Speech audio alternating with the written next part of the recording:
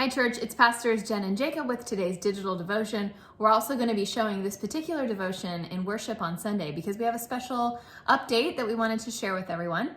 As many of you know, we've been super cautious throughout the pandemic to have worship online only. We felt that that was the most loving thing that we could do for one another and for our neighbors in helping stop spread COVID-19. We feel that that has been effective, and we are so grateful for those of you who have hung with us and dove into online worship and never pressured us to come back in person before we felt that it was safe. And we've of course been in conversation the entire pandemic with the moderators, church council, and making these decisions. We've consulted with health experts both in the community as well as members of our congregation who work in community health. And so this is not a decision that we take lightly at all, but we do have some metrics that we're going to be working with that we wanted to share with you.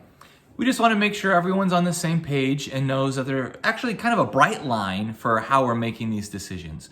So we are going to be looking at the 7-day case count in the city of Claremont specifically. Now I know our church membership goes 51 different cities in the area, but since the church building's there in Claremont, we're going to look at that 7-day case count. And when that gets less than 5, which this week it's at 7, we're going to transition to outdoor, physically distanced, masked worship for anyone who wants to sign up for that. We will continue online worship. Online worship's not going anywhere. So for anyone who feels safest just accessing the worship service online, that's what we will continue to do always.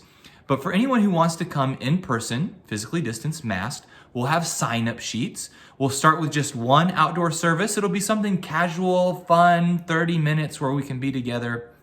You'll sign up for a pod that's going to be 6 feet at least, or probably even 10 feet away from everyone else. And then you'll sign up for that. If we have the whole list sign up, then we'll add another service so that we can expand the number of people who are going to be welcome in our parking lot there at the church is where we're going to start out.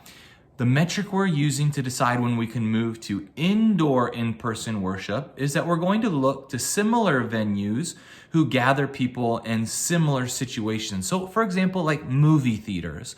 If movie theaters start opening and do indoor collective experiences, then we'll transition to that as well for our church. So that's our bright line. We want to communicate that to you so that everyone understands it. So be on the lookout very soon for an update of when we'll be able to transition to outdoor in-person worship with online worship, of course, continuing.